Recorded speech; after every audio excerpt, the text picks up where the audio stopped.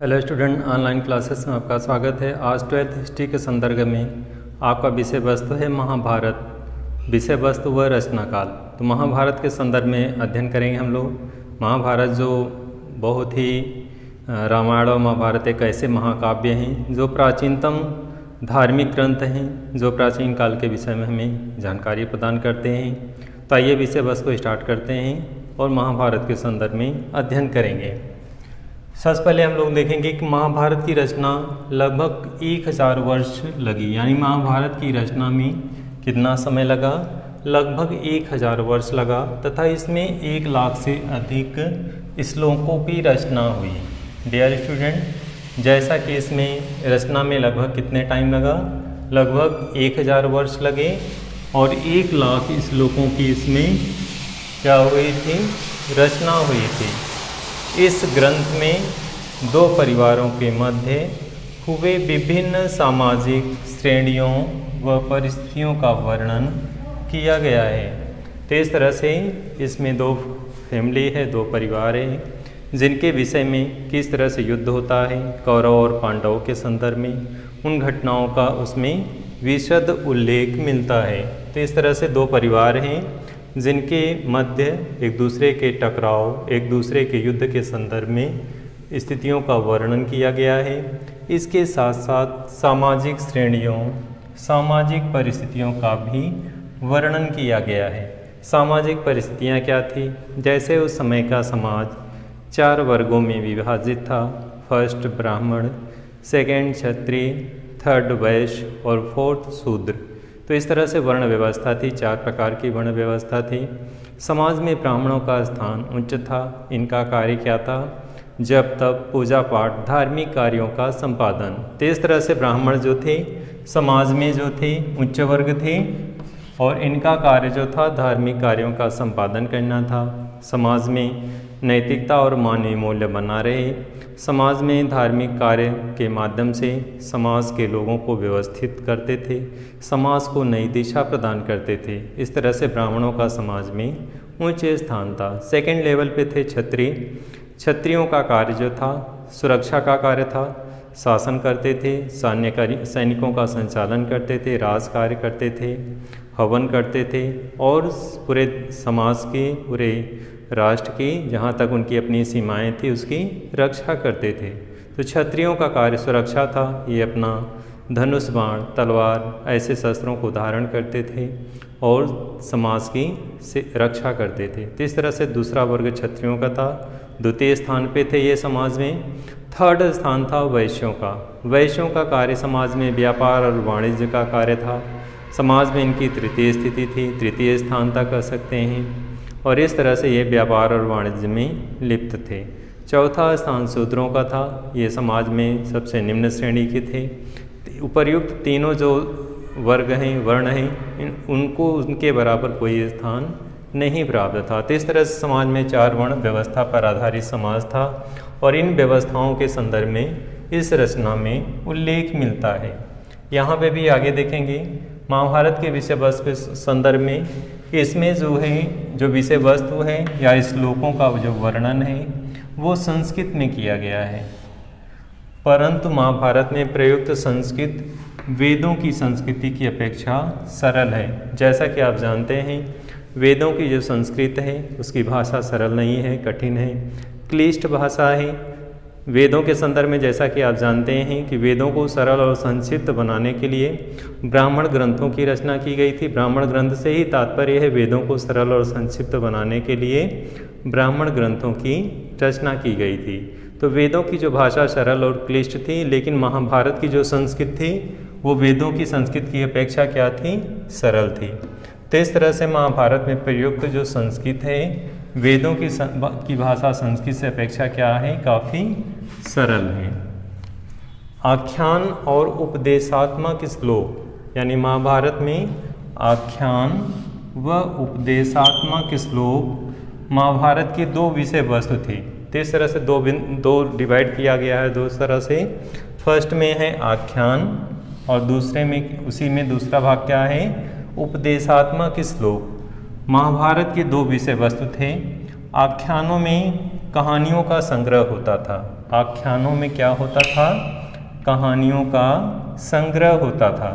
जबकि उपदेशात्मक भाग में क्या होता था?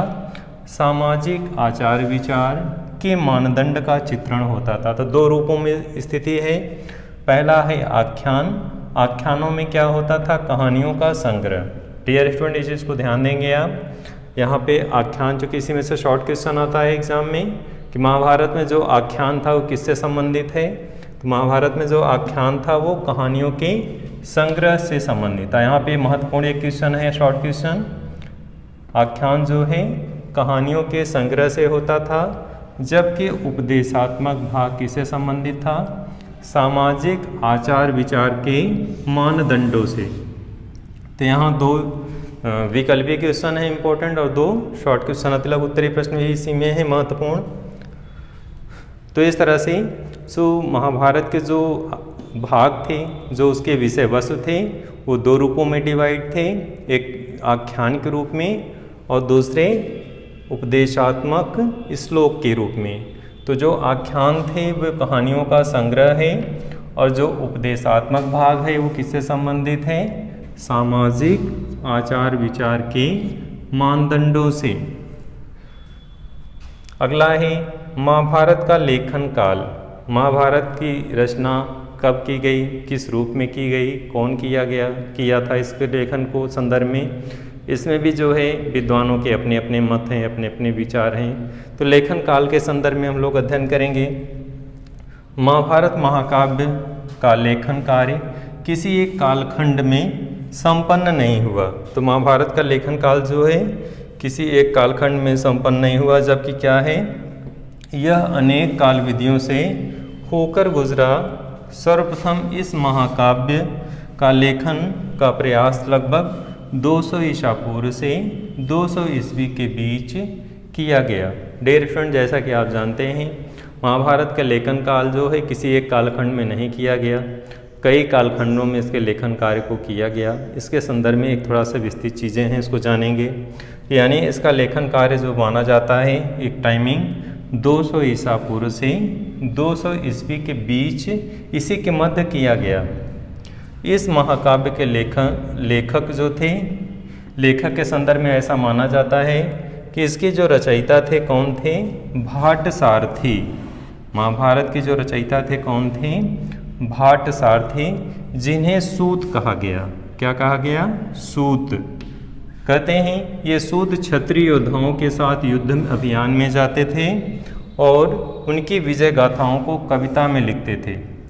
तो यहाँ पे क्या निकल कर के आया कि महाभारत की रचना जो है कई कालखंडों में की गई। इसका समय जो है 200 ईसा पूर्व से 200 ईस्वी के मध्य किया गया और इसके रचयिता जो थे भाटसारथी थे।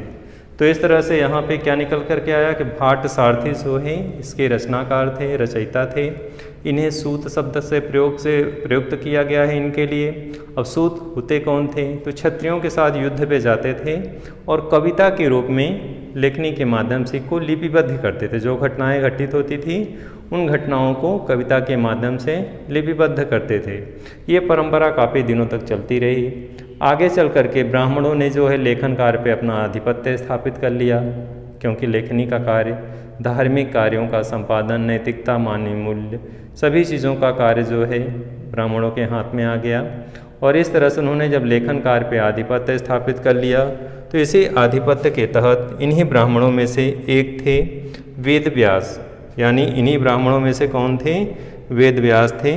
तो ब्राह्मणों ने 5वीं शताब्दी में, यानी कि लेखन कार्य की जो अपनी लेखनी को अपने हाथ में लिया, तो ब्राह्मणों ने जो है लेखनी कार्य को अपने हाथ में लेकर के इस परंपरा को, लेखन कार्य को अपने अधिकार में कर लिया और विधिवत जो है इसको लिखने का कार्य अपने हाथों में लिया। और इन्हीं ब्राह्मणों में से एक कौन थे? महर्षि वेद व्यास, जिन्होंने महाभारत की मूल कथा को विधिवत रूप में लिखा। इसीलिए जो है महाभारत का रचनाकार का नाम जो है किसे माना गया? वेद व्यास को। यानी वेद व्यास ने उसे विधिवत रूप लिखने का प्रयास किया और आगे उसमें लिखा भी उन्होंने। और इसके पहले जो एक व्यवस्थित चीज़ें नहीं थी, अव्यवस्थित थी, उसको लिखने का कार्य जो है भाटसारथी को दिया, मतलब भाटसारथी के रूप में थे, जिन्हें सूत कहा जाता था। और इसी के कारण चूँकि वो कविता के रूप में लिखते थे, कोई क्रमबद्ध सिस्टम नहीं था, लेकिन इसी को व्यवस्थित रूप प्रदान किया एक ब्राह्मण वेद व्यास ने। तो जैसा कि रचनाकार के रूप में भी वही जाने जाते हैं। तो इस तरह से लेखन के संदर्भ में, महाभारत के संदर्भ में आपने अध्ययन किया कि किस तरह से इसके क्या क्या विषय वस्तु थे, क्या किस रूप में लिखा गया, इसकी भाषा जो थी क्लिष्ट थी, कैसी थी, इसके संदर्भ में आपने अध्ययन किया। वेदों के संदर्भ में जैसा कि आप जानते हैं कि इसकी लैंग्वेज जो थी, जो वेद संस्कृत लैंग्वेज है वो काफ़ी क्लिष्ट थी, लेकिन महाभारत जो संस्कृत है वो काफ़ी सरल व रोचक है कह सकते हैं। तो इस रूप में महाभारत का जो संस्कृत है काफ़ी सरल है। डियर स्टूडेंट, आज के इस वीडियो में आपने महाभारत के संदर्भ में अध्ययन किया। महाभारत के क्या क्या विषय वस्तु थे, किस तरह से उस समय समाज 4 वर्णों में विभाजित था, ब्राह्मण, क्षत्रिय, वैश्य और शूद्र, चारों के समाज में क्या स्थितियाँ थीं, चारों के अपने क्या उत्तरदायित्व थे, किस तरह से वे अपने इस रूप में रह करके अपने कार्यों को संपादित करते थे, अपने उत्तरदायित्वों का निर्वहन करते थे। समाज में ब्राह्मण किस रूप में समाज को एक दिशा प्रदान कर रहे थे, समाज जो है व्यवस्थित बना रहे, धर्म को लोग धारण करते रहें, समाज में नैतिकता बनी रहे, लोगों के चरित्र का निर्माण करते थे और धर्म के पथ पर चलने के लिए प्रेरित करते थे। क्षत्रियों का कार्य सुरक्षा का था, सुरक्षा का उत्तरदायित्व क्षत्रियों का था। तो इस तरह से समाज में ब्राह्मण, क्षत्रिय, वैश्य और शूद्र, जैसा कि वैश्य व्यापार और शूद्र सेवा कार्य में लगे हुए थे। चारों के अपने अपने उत्तरदायित्व और अपने अपने कार्य थे, अपनी अपनी सीमाएं थी। और इस तरह से समाज में 4 वर्णों की व्यवस्था को महाभारत में भी दर्शाया गया है। और इस तरह से महाभारत के विषय वस्तु के अंतर्गत आपने इन चीज़ों का अध्ययन किया और उसके कालक्रम को भी आपने अध्ययन किया। डियर स्टूडेंट, इस विषय वस्तु को यहीं समाप्त करते हैं। फिर से नए विषय वस्तु के साथ प्रस्तुत होंगे। धन्यवाद।